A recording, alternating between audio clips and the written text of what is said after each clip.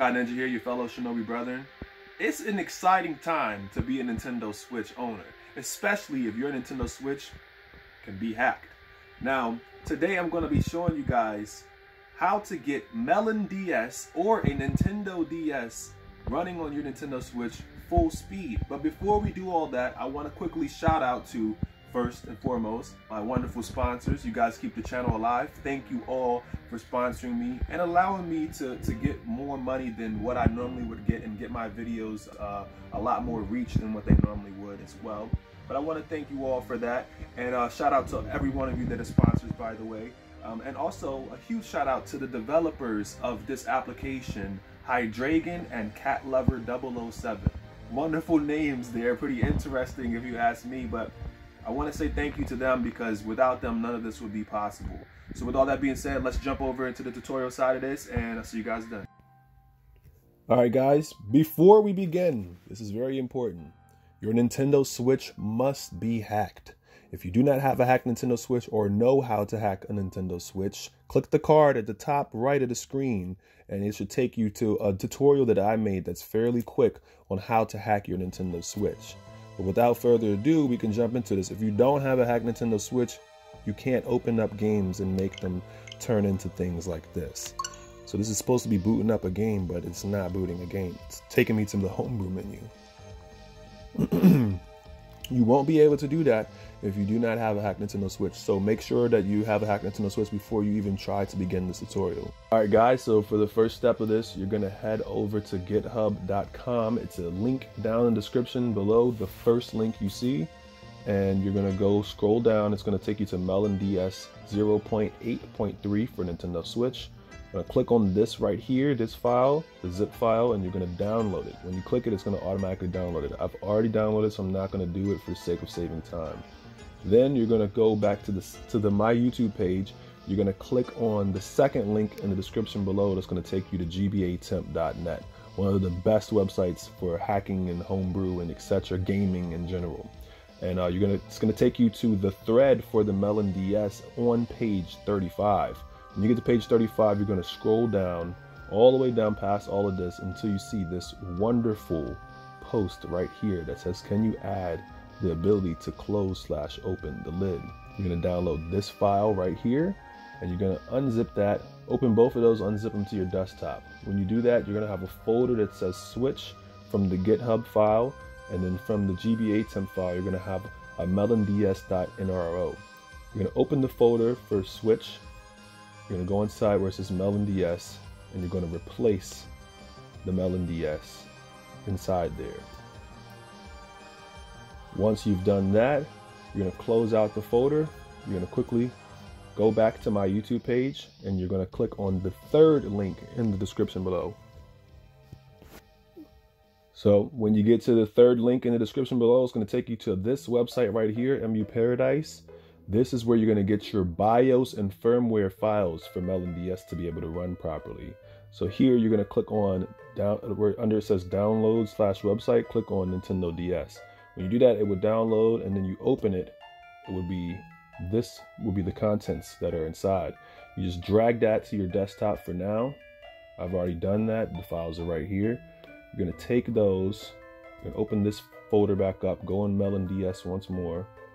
Take all three of these files, drop them inside of there. Now, once you've done that, you're then going to also take this Melon DS NRO and you're going to copy it. And then you're going to take the entire folder called Melon DS and you're going to cut it. Well, actually, don't worry about copying the Melon DS NRO yet. So once you have all that done, you're going to then need to jump over to your Nintendo Switch. You plug your SD card in, or you can use a program called NXMTP, which I like to use. Now, you're going to go into your homebrew folder. If you're using NXMTP like I am, you're going to follow along this way. If you're not using NXMTP and you're going to plug your SD card in, then you just would do it the same exact way I'm doing it here.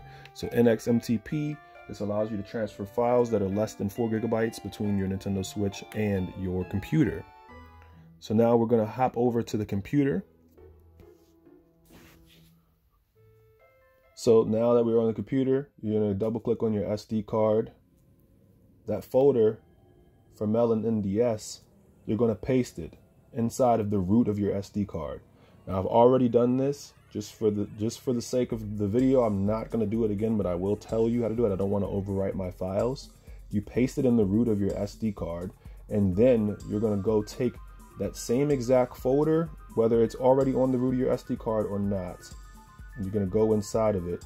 Here, let's just do it together right now. Go inside that folder. You're going to copy the Melon DS NRO. And then you're going to go back up to the root of your SD card once again. And you're going to go to the folder called Switch. Inside of here, you're going to make a folder called Melon DS. And inside there, you just paste the Melon DS NRO. All the rest of this stuff right here, you don't need. I just left it there just for the sake of, if it didn't work for me, then I wanted to make sure that it was good.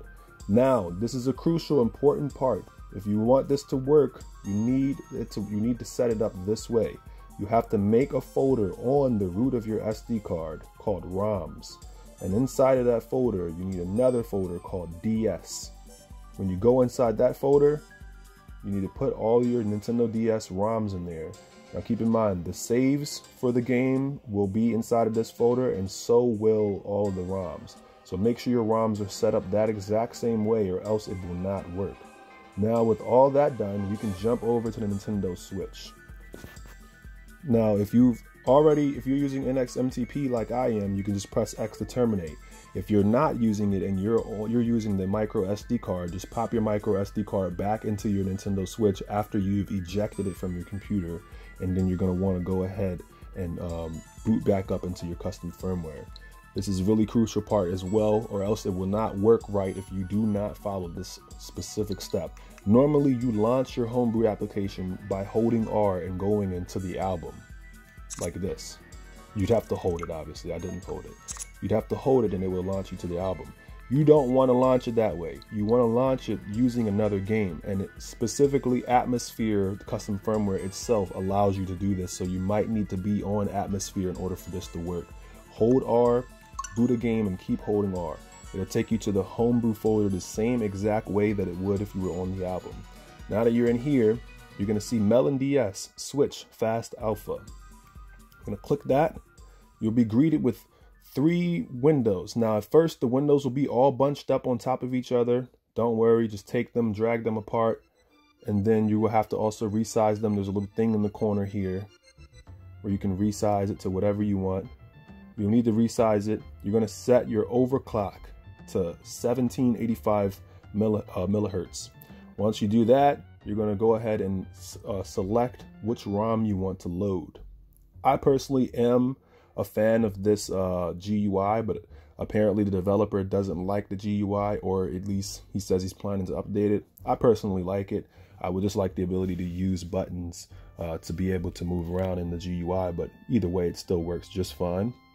And I'm going to just click on Castlevania for now. You click load and it will boot you right up to your Nintendo DS, like main screen. And get rid of those things at the top. You just press ZL and then you press A and boot up your game.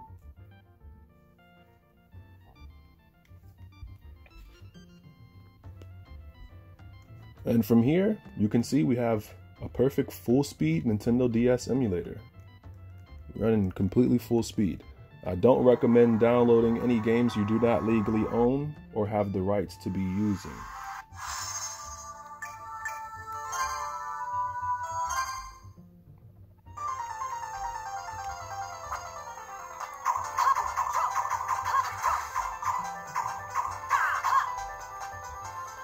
And that's it. That's how it works, guys.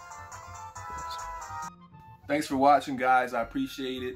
Real quick, shout out to our sponsors: Watchers Grimm, Odessa Senpai, Birdie96, Fire Luigi, Melissa Howard, FBI, and my boy Bruce Wayne. I appreciate you all. Without them, this video would not have been possible. So everybody, if you see them in the comments or you see them in any of the live streams, make sure you show them some respect and some love. It's very much well due. And also, if you want to tune into some cool live streams or Nintendo related content, make sure you hit that subscribe button, cut on notifications so you can tune in. I do live streams randomly. Sometimes I do it every single day. Sometimes I do it randomly. I don't know. It just depends on how I feel. But again, with all that being said, thank you everybody for tuning in and watching. Take care of yourself, Shinobis. Stay healthy. Stay happy. Peace out. Woo!